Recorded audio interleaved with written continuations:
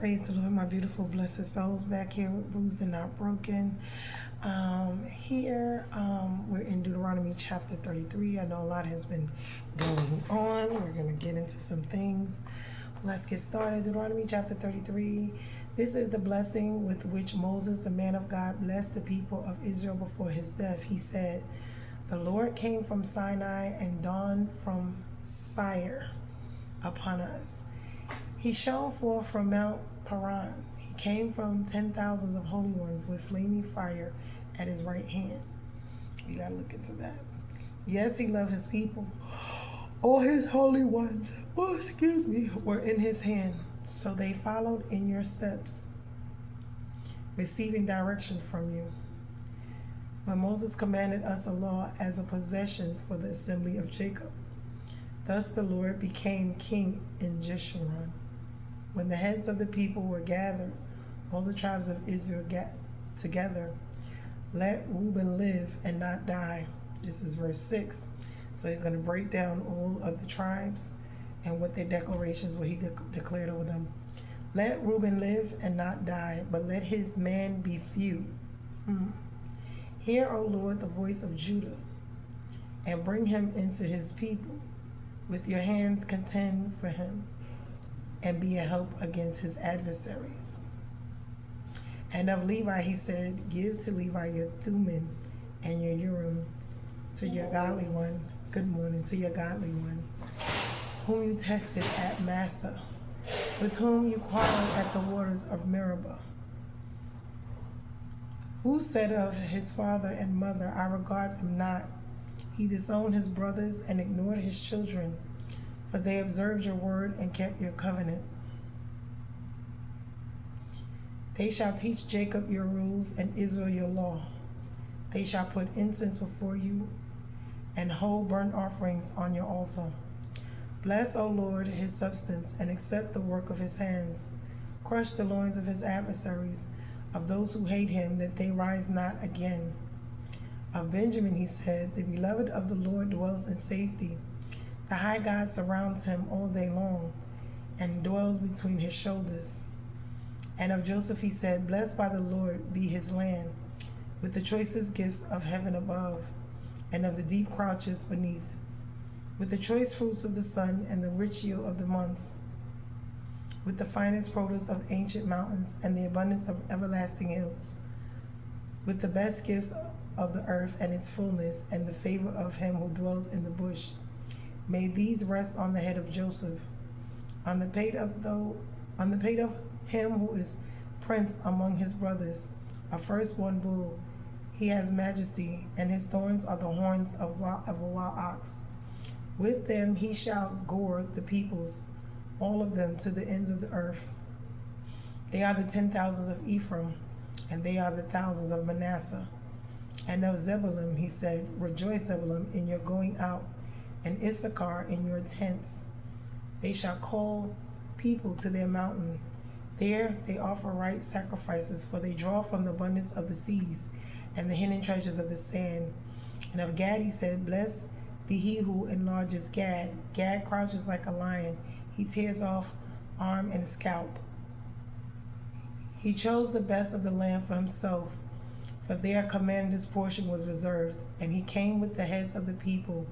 With Israel he executed the justice of the Lord, and his judgments for Israel. And of Dan he said, Dan is a lion's cub that leaps from Bashan. And of Naphtali he said, O Naphtali, sated with favor and full of the blessing of the Lord, possess the lake and the south. And of Asher he said, most blessed of sons be Asher. Let him be the favorite of his brothers, and let him dip his foot in oil. Your bars shall be iron and bronze. As your days, so shall your strength be. There is none like God, O Jeshurun, who rides through the heavens to your help, through the skies in his majesty. The eternal God is your dwelling place, and underneath are everlasting arms. And he thrust out the enemy before you, and said, destroy. So Israel lived in safety, Jacob lived alone, in a land of grain and wine, whose heavens drop down dew. Happy are you, O Israel, who is like you, a people saved by the Lord, the shield of your help and the sword of your triumph. The enemy shall come fawning to you, and you shall tread upon their backs. So we're going to get into this because it has, of course, a lot of meaning. Oh, give me a second. Oh, wait a minute. I gotta go back.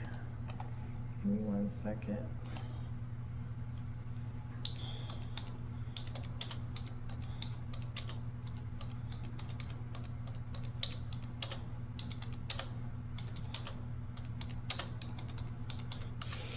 Okay, let's see.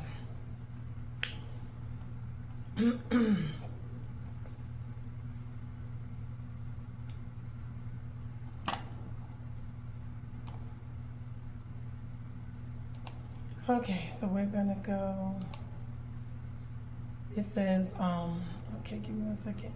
Deuteronomy 33, yet Moses has not done with the children of Israel. He seemed to have taken a final leave of them in the close of the foregoing chapter, but still he has something more to say. He had preached them a farewell sermon, a very copious and pathetic discourse. After the sermon, he had given out a psalm and a long psalm, and now nothing remains but to dismiss them with a blessing he pronounced in this chapter in the name of the Lord. And so he leaves them. He pronounces them all blessed in what God had done for them already, especially in giving them his law. He pronounces a blessing upon each tribe, which is both prayer for and for prophecy of their felicity. Reuben, Judah, Levi, Benjamin, Joseph, Zebulun, Issachar, Gad, Dan, Naphtali, and Asher. He pronounces them all in general, blessed upon the account of what God would be to them and do for them if they were obedient. So remember, this is always if they are obedient.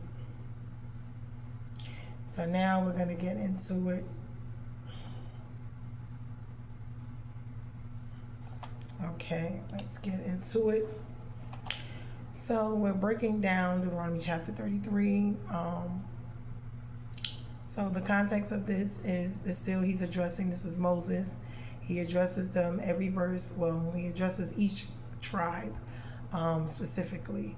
So Moses' final blessing over Israel before his death, it begins with God's majesty appearance, then moves tribe by tribe, and ends with a national doxology of security and joy in the Lord. Deuteronomy 33:1. This is the blessing with Moses, the man of God, blessed the people of Israel before his death, frames the chapter as Moses' authoritative prophetic blessing. Man of God underscores his prophetic role and intimate calling. So Deuteronomy 33:2. God came from Sinai, down from Seir, shone forth from Mount Paran with tens of thousands holy ones from his right hand and fiery law. Multi-directional imagery, God's radiant approach to his people, holy ones likely angelic hosts. Fiery law points to the Torah giving at Sinai. It sets a tone, God's presence plus the word ground the blessings. Deuteronomy 33:3. Indeed, he loves the people. All his holy ones are in his hand. They sit at his feet. Each receives his words. Covenant love for all of Israel. The proper posture close to God, receiving his words. Blessings flow from listening to discipleship. Deuteronomy, Moses command us a law as possession for the assembly of Jacob, meaning the Torah is Israel's heritage, not an accessory. The nation's identity is a word shaped.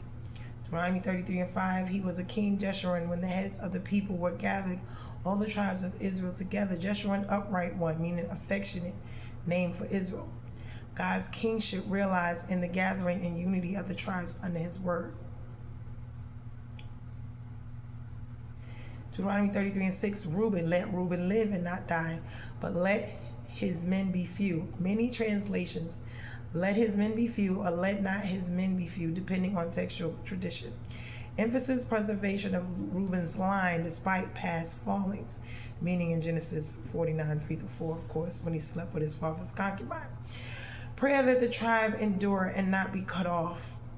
Deuteronomy 33:7, remember he's also the one that kind of relinquished his first one right and it went to Joseph. Deuteronomy 33:7, Judah, hear, O Lord, the voice of Judah, and bring him to his people with his hands. He contends for them. Be a help against his adversaries. Judah equals intercessory warrior. This means prayer. Hear his voice. Add defense of the nation, meaning plus defense of the nation. This is the seed of royal leadership, meaning this is Davidic messianic trajectory. Remember, this was the tribe of Judah where Christ would eventually come through that bloodline. Deuteronomy 33, 8 through 11, Levi. Your Thummim and Urim belong to your godly one, whom you tested at Massa, with whom you contended at Meribah, meaning priestly discernment. Urim and Thummim entrusted to Levi, proved under pressure. Levi's fidelity formed at mid-trial, who said of his father and mother, I regard them not. Wow, for they observed your word and kept your covenant. So that's talking about covenant loyalty to your parents, meaning do not regard them not. Covenant loyalty, that's just like God, because he is our father. Covenant loyalty over kin. Recall Exodus 32, 25 to 29. Zeal for holiness. They shall teach Jacob your rules and Israel your law. They shall put incense, whole burnt offerings on your altar. So I believe this has a lot to do with the parents when they were, because I believe Abraham's father, I forget his name, Tabaz, I forget, it begins with a T. I believe his father was practicing those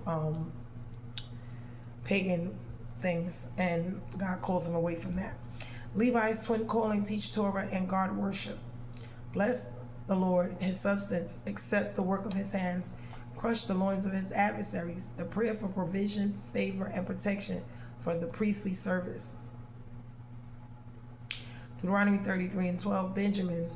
The beloved of the Lord dwells in safety by him. The Lord shields him all day long, and between his shoulders he dwells.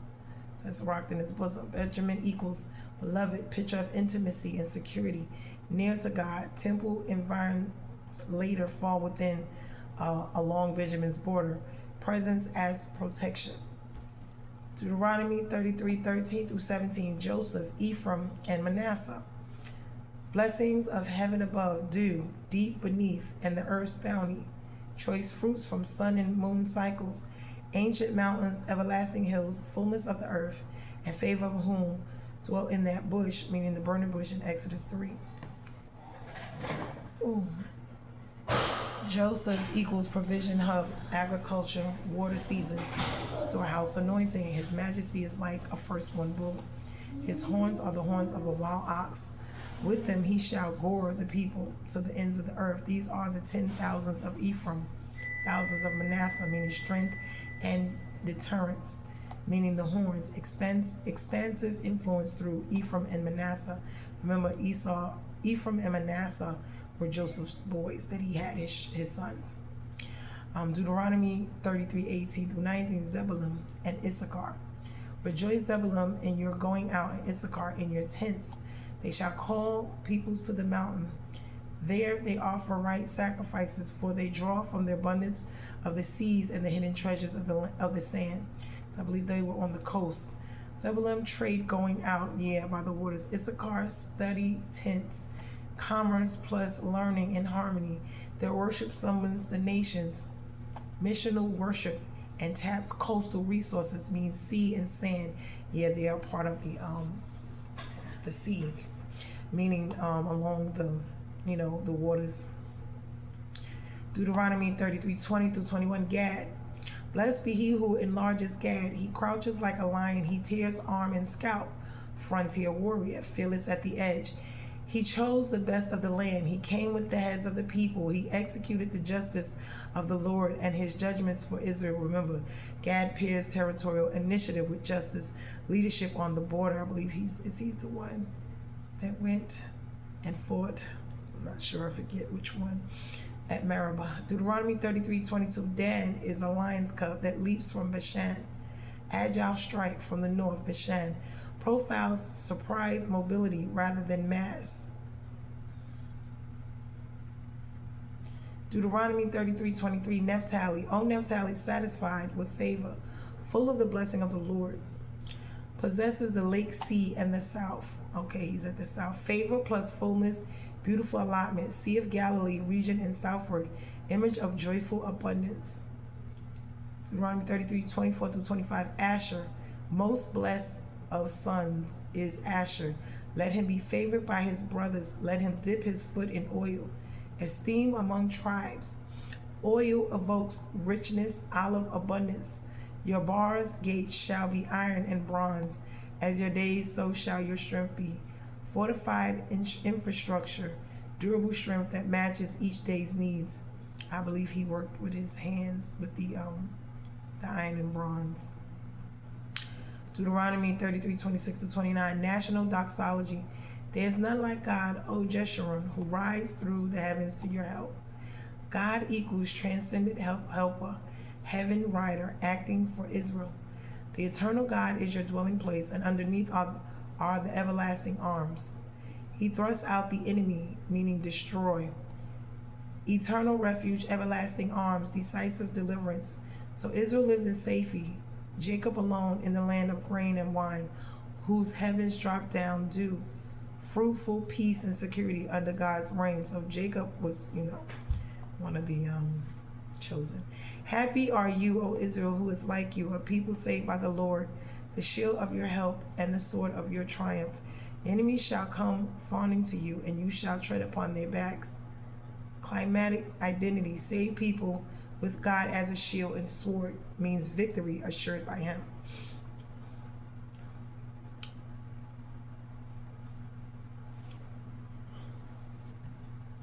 So,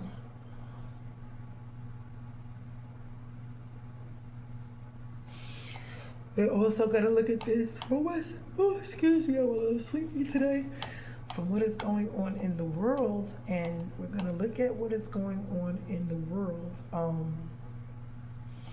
When we look at the tribes nationally, we have Reuben, Judah. Reuben, preservation and increase. Continuity of the line, demographic is resilience. Judah, intercession and battle, leadership, defense, coalition building. Levi, teach Torah, guard altar, meaning moral authority, constitutional conscience. Remember, they are the tribe of ministry. Benjamin, beloved dwelling, presence-centric, security one, capital, sanctuary. Joseph, provision and might, energy, food, water systems, and deterrence. Zebulun, Issachar, worship that gathers nations, meaning trade, learning, diplomacy that invite allies. So this is what they will be doing in, throughout their lives. Gad, frontier justice, border posture, forward defense. Dan, lion cub strike, rapid response, special operations. Naphtali, favor and joy, well-being, coastal assets. Asher, fortified prosperity, critical infrastructure, strong gates. So when we think about each one of them, this is who God says that they are. So he's calling them by their identities. We're going to look into more of this at a glance. We're looking at it from now. I'm looking at it from a summary as far as right now is concerned. Lineage and inheritance, how the blessing flows. Covenant line is Abraham, Isaac, Jacob, meaning Israel. Remember, his name was changed, which became the 12 tribes. Deuteronomy 33 shows how one family's calling differentiates into tribal vocations that serve the whole. So they all have, their own. Levi is the priestly teachings. They're the ministry. Judah is the royal intercession, which equal worship and governance. This is, with spine. Joseph equals storehouse and strength. Zebulun and Issachar equals mission and formation. Gad, Dan, Asher, Naphtali equal border, security, resilience, joy.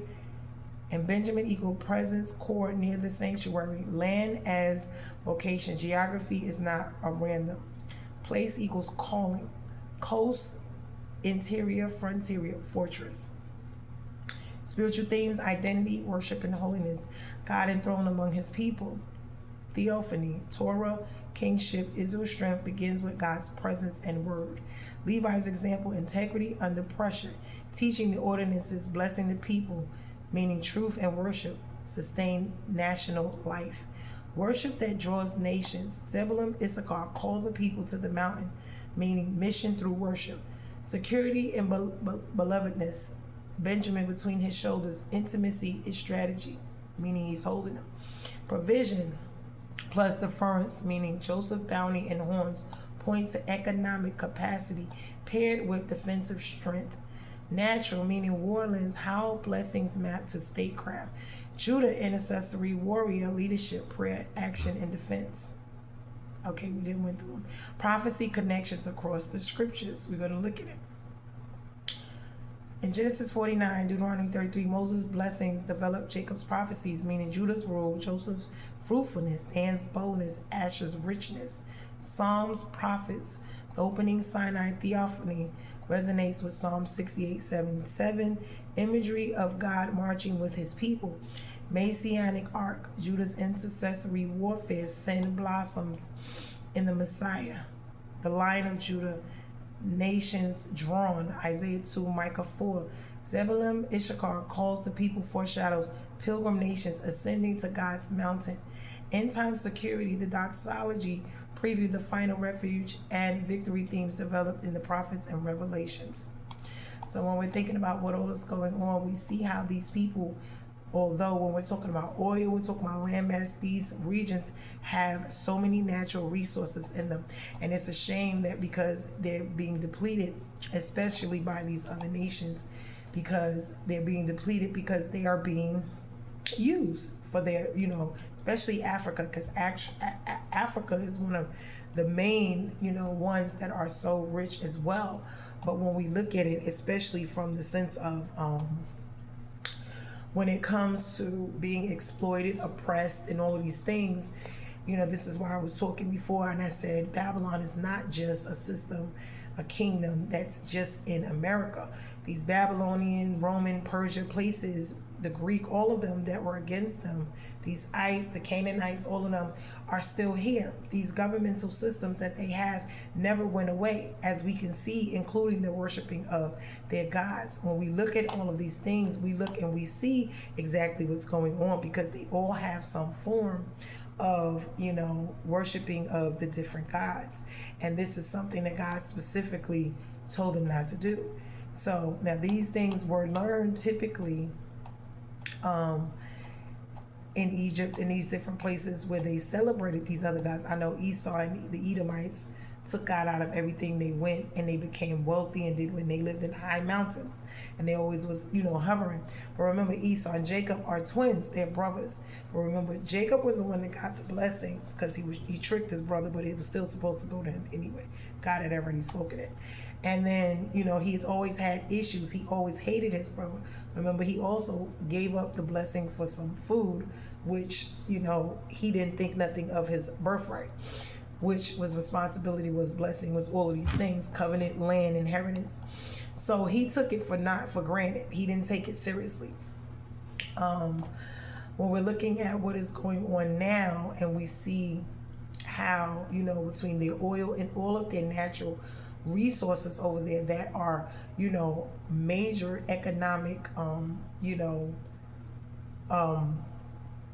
staples, no matter what it is. It could be their fruits and vegetables. It could be their oil, whatever it is that come naturally from these countries. We see the oppression, we see the exploitation. A lot of them practice these Muslim ways, which is also, pagan god worship, because they worship Kabbalah and all those other things. But when you look at it in the way that they treat their women, and you look further into it, when you look at how they have the dancing boys and they, have the homosexuality, even in Israel, there's a lot of that as well. They don't put that up, but there's a lot of that going on over there as well. I was looking into a lot of things because I was trying to find out what exactly, they like to, especially when it comes to black, they only portray Jewish chosen people to be white, which that is not true. And we know the Eve gene is black. It comes from, the black race,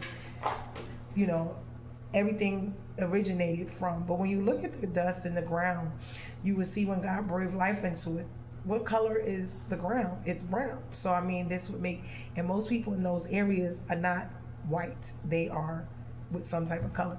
Now, does it really matter? In hindsight, no, but it does, because of what they have done when it comes to black people, the oppression, and whatnot. Now, they would argue Semitism, all these other things, but in all actuality, they came up with those words later on, and they did it so that they can, make this mainly about these minute things, but they want to make them bigger things so that they can stay away from the truth. Now, the truth is, God is going to judge. The real truth is coming out. A lot of these things have been coming out over the years. Prophecies are being fulfilled, whether it's the Dead Sea Scrolls, whatever it is. They talk about how every time we went to war, it was never about the war, which we already know that they told us it was about. It was about all these other things. This is why human trafficking, drug trafficking, all of these things are still major things in the world, because slavery never ended. Sacrifices never ended. The way that they worship their gods did not end. I know they're talking about going to war, sending people off. And the main thing that they would do, because we're going to talk about population control, this is the way, whether it's through vaccines, whatever it is, their medical, pharmacia, all these type of things, they always do things so that they can hide what they're really doing, but up front, this is what's going on. So, every war that we've ever gone to, when you look it up, this is why they had us thinking that Africa is still, looking like it was back in the 80s with all the little hungry children, when if you go to certain parts of Africa, it's built up just like every other city. But, this is their way of keeping narratives and keeping us from knowing what really is going on in the world, especially here in America. This is why they don't, especially blacks, they don't want us to know who we really are. They don't want us to know our identity. They want us all over the world to be mistreated, oppressed, and abused. But God is coming back for his people, and he's going to vindicate them, no matter what race, color, or creed. But he's going to reveal the truth. His judgment is coming along with, his vindication, his reversal of all of these things. And it has a lot to do with spell work, what they would call witchcraft, sorcery. It has a lot to do with the children of Israel being disobedient. This is how they went into bondage, went into slavery in the first place, because of being disobedient. Now they would sit here and say, oh, it shouldn't matter, it doesn't matter. But if it didn't matter, then why did they go through, changing our names, changing, the maps, changing all of the history, along with the history books, to reflect everything being a whitewashed Christianity, whitewashed Jesus, whitewashed everything else. Now, it's not to say that we're going to be, racist, no, but it's just the truth needs to be told. Why God lives in truth, not in lies, not in deceit. The devil lives there. So the first thing we need to do is reveal the unhidden, the hidden things. And so God is doing that. They talk about the Bible. They never really talked about the Ethiopian original Bible. They talk about a lot of these things. They removed a lot of things.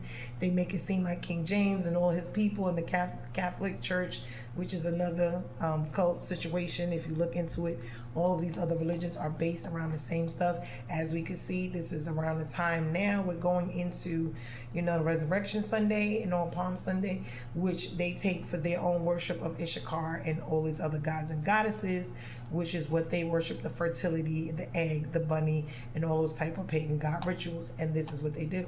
Now they were, like I said, they were talking about going to war. Now we already know the first thing they're going to do is start drafting black men, which to me is going to be a problem, because they don't even have rights in the world, but you want to send them out to fight for a country that doesn't even respect them, their rights, or respect the fact that they are actually human beings, not monkeys or chimpanzees, not property.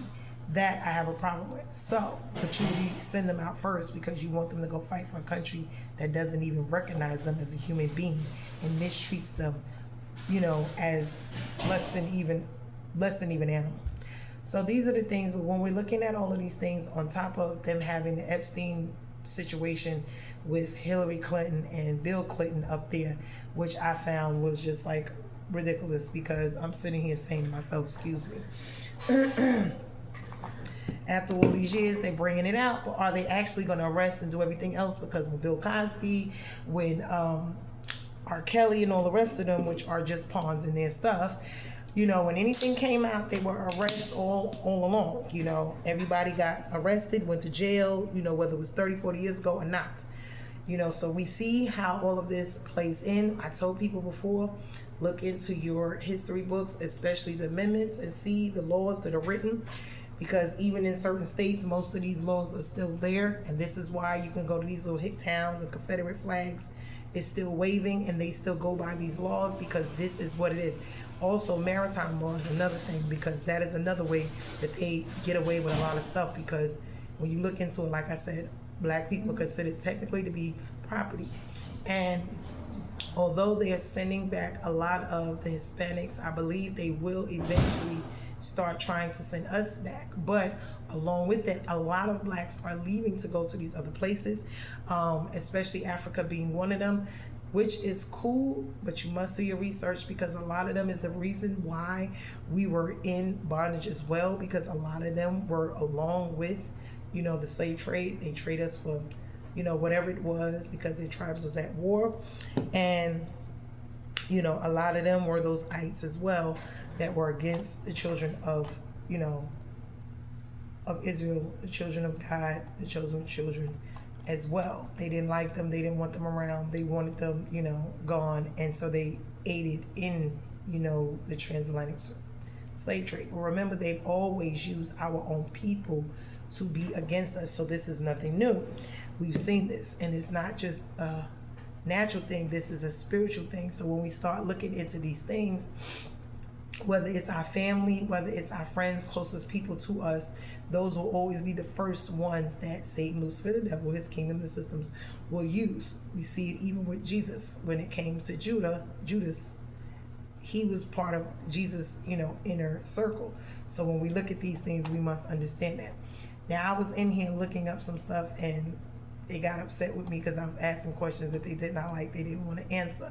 We already know, because they like to gatekeep. They want to lie. They don't want to tell us a lot about a lot. And so I have to find some other ways to look up some stuff, because everything they put in the book, I'm not going to say and tell you is the truth. It will be truth mixed with lies as well. So you got to really do your research, and you got to really ask God to help you, whatever it is that you're researching. I know they always talked about the 13 tribe, and they said there is no 13 tribe. They said that was the Khazarias ones, and they were from, where was it? They keep saying, but I've heard about it. They say it's a mistaken theory, but I believe it is. They said it's a myth that people use, and they said it's false. But I believe there's something to it. The reason that I say that is because anytime you ask certain things, they get very, very upset, annoyed, they get whatever. They said it was Khazaria, and they say they were invented, which I'm wondering, because I believe, there could be. If not, what I would think also with this, when it comes to the 13 tribe, which were the Rothschilds or whoever, that blood shield, then I think that would be them, Dragons, the reptilians, whatever, that they created their own, little thing. And I believe that to be true, because that's why they look at the bloodline. I know they talk about the RH factor and all these different things. Those come from the rhesus thing, and that is a part of, what is it? I don't know if it's the snake or the monkey or whichever one. But this is when they were doing all of that stuff back in Noah's time, when they were splicing and having sex with these different ones. Now, I know for a fact that there was a lot of talk about the tails. There was a lot of Caucasians born with tails.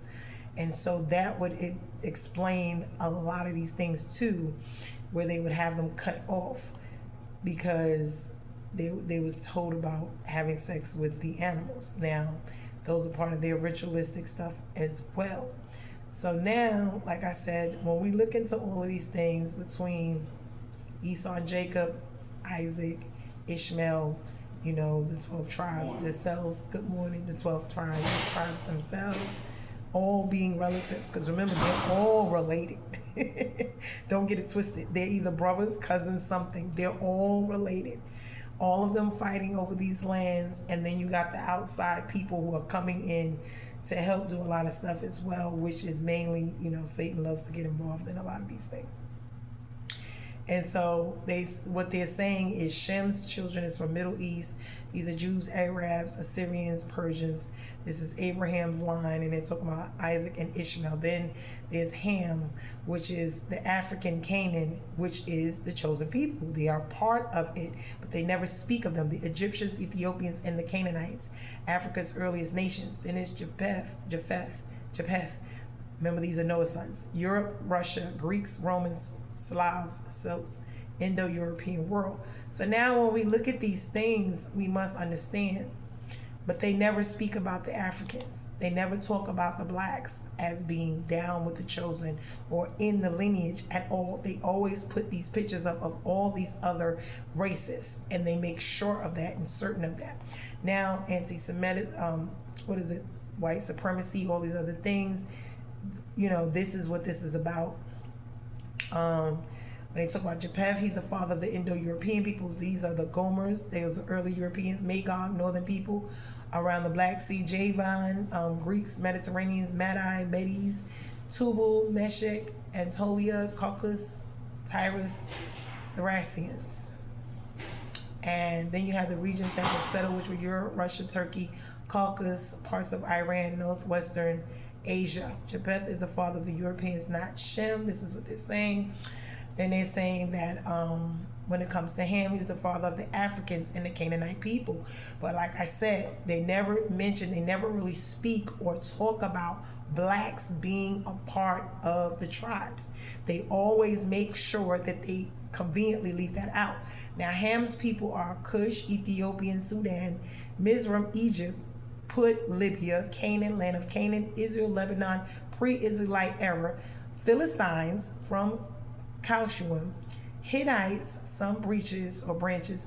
Regions that they settled in was Africa, North Africa, West Africa through migration, Central Africa, Horn of Africa, Canaan before Israel, parts of Arabia. Ham's line includes Egyptians. This is why I said they had us enslaving of our own folks. Ethiopians, Nubians, Libyans, Canaanites, and some Arabian tribes. But remember, they still had those worshiping of these other gods. As you can see, they still practice these. This is where they get their ancestors, gods and goddesses from. Misconception warning, Ham is not cursed. This is why they keep saying, because that was one of the things, black people are cursed, and they use this against us in scripture, took scripture to weaponize it against black people during the time of slavery, to keep us enslaved mentally, to make us feel and think that they were higher or supreme. This is where this white supremacy comes in at. This is where those Aryan nations, all these other things come in at, because they want us to feel less than because of our skin. Canaan was Genesis 9:29, and that curse was fulfilled thousands of years ago. Ham's line includes mighty, powerful nations. Exactly. Remember, the princes will come out of where? Egypt. Ethiopia, that's where they're going to come from. And as we could see, they're actually lining themselves up. When we looked at the Brinks thing the other day, they're getting themselves together. Why does this matter? Shem is the line of Abraham, Isaac, and Jacob, meaning Israel, the 12 tribes, all of Jews, all Arabs. So this modern conflict of the Middle East is literally Shem fighting Shem, Ishmael versus Isaac, right? Both are Semitic peoples. This is what we're talking about. Regions settled, Middle East, Israel, Arabia, Mesopotamia, meaning Iraq, Persia, Iran, Syria, and Jordan. Remember, these are Shem, the father of the Semites, peoples from Shem. I'm not even going to say Semites, because they take those words, they put those labels, they put them there themselves. Hebrews, meaning Israelites, meaning from Shem, Arabs, Ishmaelites, Midianites, etc. Assyrians, Armenians. Remember, they were the ones that, said they were Armenians. Syrians, Chaldeans, Babylonians, Persians, and Elamites. So remember that. So this was Noah's 3 sons, Shem, Ham, and Japheth. Genesis 10 gives us the list known of the table of nations. It describes 70 original nations that spread into 3 major world regions.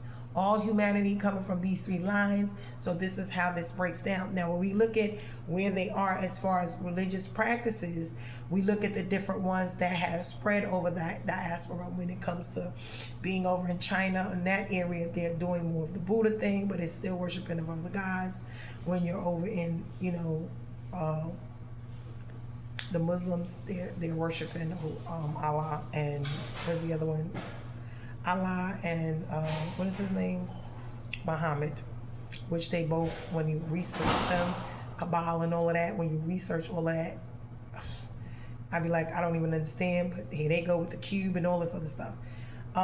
Then you have the Christianity realm, which, like we were talking about, they created the Christianity, which really and truly supposed to be followers of Christ, but I'm not sure exactly of what that is, because technically speaking, a lot of them, when we look into it too, has a lot of stuff that they have indoctrinated now, where they are also incorporating other gods, whether it's knowingly or unknowingly doing so, especially when it comes to Catholicism. So when we're looking at these things, we must be paying very close attention, because this is what God specifically told us not to do. And they're over there fighting for lands that God gave to whom he gave it to. And a lot of them know the truth, and they just don't care. They don't want to say the truth, do the truth, because not knowing is better for them. Just like, people act ignorant, stupid, dumb about things, because not knowing gets them off the hook for when something goes wrong and is found out and all that stuff comes out, because it makes them look like, oh, well, I just didn't know, because God says he sees and knows the motives in the heart. So even if you were in on it and you knew about it, but you didn't do it, you still are considered to be right. So judgment, whatever restorations you got to, pay for it, is still going to be in effect. Why? Because knowing the truth and not speaking and telling it to help release others is gatekeeping, is still another issue. Why? Because you're withholding information that needs to be not withheld. And this is the problem. This is how you get people to be manipulated and, controlled. Why? Because of things like this. This is how they can present the Bible to us and tell us, first we couldn't read, then we could read. But if we only could read the Bible in the version they gave us, how they gave it to us, they are only allowed to preach and teach it to us and let us know. And then when they were allowed, it was only what they allowed them to do. So this is how you contain and control everything that is going on. And the narratives will fit and suit, whether it's by, like they say, the news of northwest, east, west, south. Okay, so you control everything, whether it's telephone, cable, internet, whatever, globally. You're controlling information just like they do with TikTok, Facebook, and YouTube and all these other things. Why? Because they control what we know. They only let us know what they want us to know. And this is why they have secret societies and all these other things, because whatever it is they know, they don't want us to know, because it benefits them for us not to know. Why? Because we wouldn't move and do things the way that we do them if we did. We wouldn't make certain decisions. Well, actually, I don't know, because a lot of times people know stuff and they still just don't care, go ahead and go along with it anyway. So Isaac, Jacob, Israel equals the 12 tribes, all Jews worldwide, exactly, no matter where. Isaac and Esau, Edomites, they were them, absorbed into Middle Eastern Arab tribes, right? Because remember, Isaac, you got Ishmael and then you got Isaac. Now, Ishmael was the first child, but he wasn't the promise. Isaac was the promise. So Ishmael is also in here. He's one of the 12 Arab princesses, the Arab nations in the Middle East. God still blessed them and their children as well. I think a lot of them are the Muslims as well. But anyway, so when we're looking at these things, we have to really be paying attention. Let me see.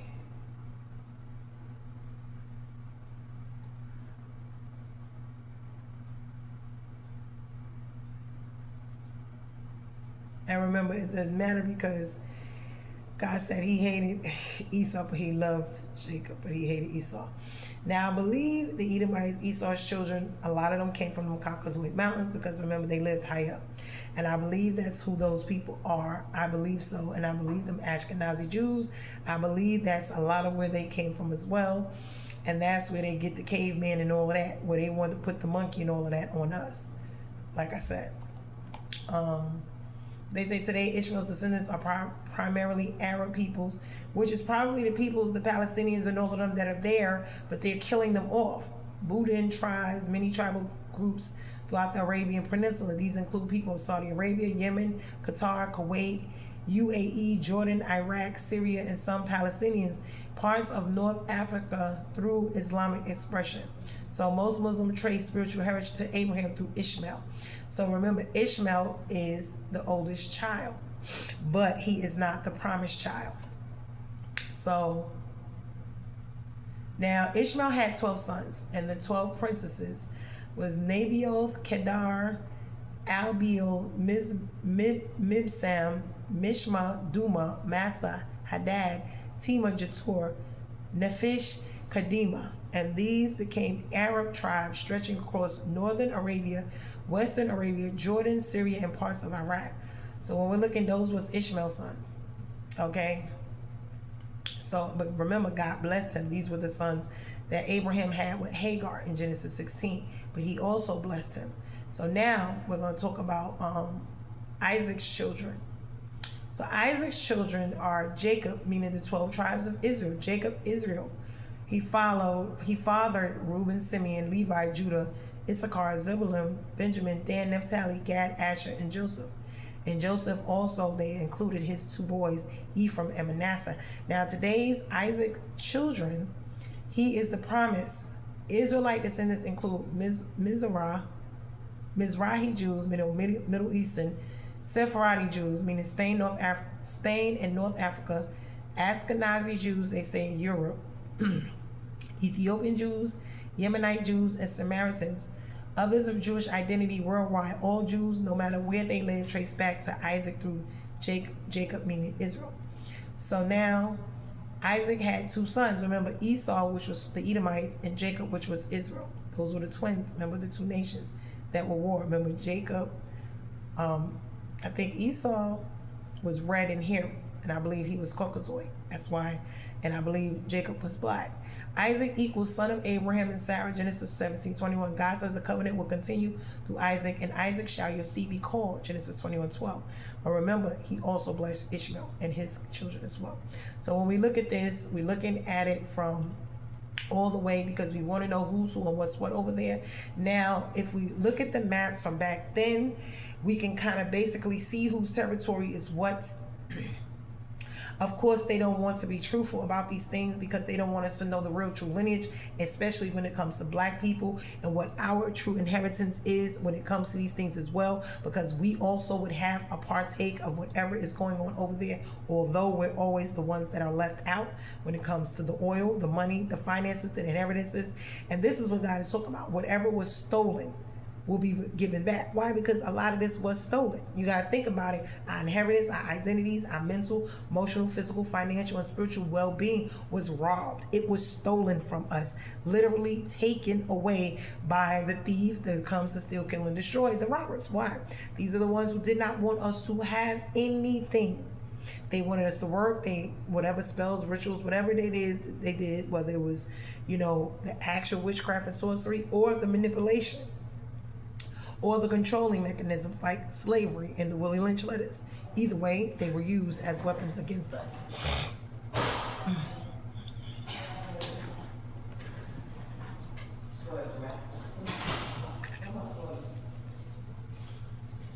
Excuse me. They were used as weapons against us, weapons to destroy us. And they're still being used today. Every kingdom, every system we see that is set up worldwide, because it doesn't matter where you go really as a black person, especially for black American people who really don't have their own specific origin, language, culture. This is why I believe so highly that we are the ones that they talk about, because we don't know who we are. We don't have a language. We don't have a culture. We don't have any pinpoint anywhere where we can actually pinpoint who we are, where we are, and where we come from. Now, I know in Israel they say they do not allow them, the Jews, to be blood tested. And I believe that it is illegal for you to get a DNA test. And the reason is because it will prove that they are not who they say they are. They keep talking about, oh, yes, they say they are from the seed of Satan. And that's what they are, from the father of the devil, seed of Satan, just like that star that they use, that 666 hexagram star thing. There was never a Star of David that thing is used, and that thing has nothing. And they had us putting it on trees here. Those trees was what they hung people on. That's why cursed was he who hung up on the cross with the heads of the the slaves on them as the balls, and we sit here and celebrate this stuff not even knowing when it comes to the Easter bunny and the eggs and all stuff, this foolishness that we celebrate that they call our ancestors and all this foolishness, the Ankh, the Highs, the Horus, you got Tammuz, Semiramis, all of this stuff that they're using with the sun, the moon, the stars, with the psychic astrology, the tarot, all of this stuff is nothing but their pagan worship. It is nothing but what Satan gave them as knowledge that was used backdoor. Dueteronomy, I think it's 28. Forget the exact verse. And God said it in his word that is of anyone who practices those things, divination, hidden knowledge, secrets, whatever is. Why? Because it was considered to be an abomination. God is completely against it. He said his idolatry is worship of other gods. And it is punishable by death. That's why they say suffer not a wish to live. Why? Because God specifically states that he does not want that. So now when we look now, I know that Christ came and everyone's going to be saved. I mean, not everyone, because that's not true. But he wants to save everyone. He wants everyone to change and to turn and to repent. That is the goal, no matter where or what they are or what they're doing. But because some will and some won't, and this is the reason, because they too busy worshiping the other gods, people, places, and things, whether it's money, fame, whatever.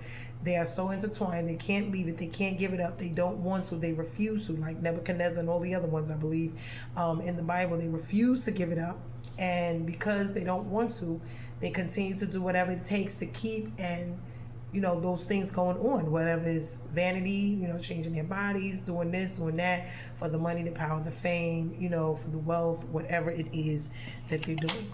So when we look at these things, we know exactly who they're worshiping, we know exactly their love and where it's at, and we know exactly who's and what they are, because they are obviously, even when you look at the homosexuality and all those other things, now, all sin is sin, some are abominations, some are not.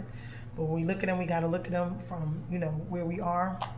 Like I said, when we look at the economy, God is talking about not just one thing. When he's talking about righting these wrongs, we talked about the blood moon, we talked about the judgment, the reversals, and what that's talking about. This is for all the oppressed. Remember, there was tithes, there was offerings, there was, the children that was supposed to be taken care of, the mothers, the women. There was, all of these things that was supposed to be in place, marriages, all of these things.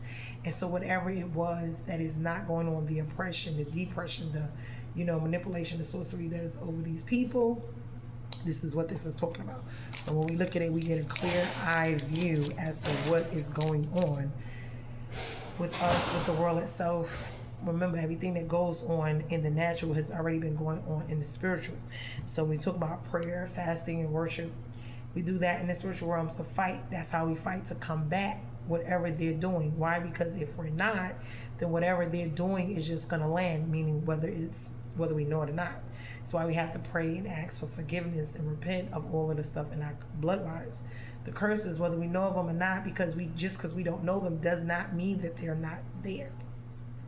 Does not mean that they will not land in the bloodline some kind of way, especially when you're living in sin, okay? Because when you're living in sin, this is the major doorway. If you're sleeping around, if you're having, committing fornication, adultery, if you're, whether it's the weed, whatever it is that you're doing, understand, when you're doing these things, you're leaving your life, yourself open for these curses, for these hexes, for these things to come into your life, whether you yourself did them or not explicitly.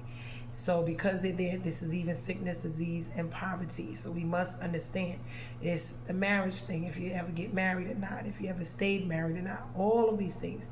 It's the mental health, it's the emotional health, it's the spiritual, financial, and economic well-being of the families. When you look at God and what he's doing, you see he deals with all of it. He didn't just deal with them, he dealt with them, their past, their present, and their future. He dealt with their provisions, past, present, and future, in every aspect of their lives, meaning mentally, emotionally, physically, financially, and spiritually. The laws were there to govern them, how to treat one another, how to go to God, how to interact with other people. Everything was already set up for them, just like it was in Adam and Eve's time. So he just redid everything. He came up on the new covenant. He took them in and he came and brought it all about again, so that we're up under this new thing. Now with the, when we get to Matthew and we get to Christ, we're going to see how that changes, because when Christ comes, it brings in a new covenant, and that's the one we're under now. But we're not going to get ahead of ourselves. We're going to continue where we are. We are in Deuteronomy. I went from Genesis up until now. We're in Deuteronomy, chapter by chapter, just breaking it down and looking at all of these things that are going on, whether it's in the world, whether it's in the spiritual realm, just linking them together, prophecy, and all of these things that are going on, because we need to be paying attention to everything. We cannot have our heads in the sand. We are called to watch and pray. So this is what we're supposed to be doing. So I'm going to end this one. We're going to get into tomorrow. I believe it's Deuteronomy chapter 34. I believe this is the last one for Deuteronomy. And then we're going to go into Joshua. This is once they get into the promised land. But remember, God already knows what's going to be going on with them. He already knows that they're going to be going through some changes. And every time they get into some stuff, they end up with some stuff going on. Remember, Jesus didn't come for us to be perfect. It is not by might or power. It's by his spirit. It's not by works. It's not by perfection. It's not that we deserve it. We cannot earn it. The gift is there. It does have a cost. You have to give your life for his life. That's the exchange. People say it's not, but that's what it is. That's what it means to take up your cross.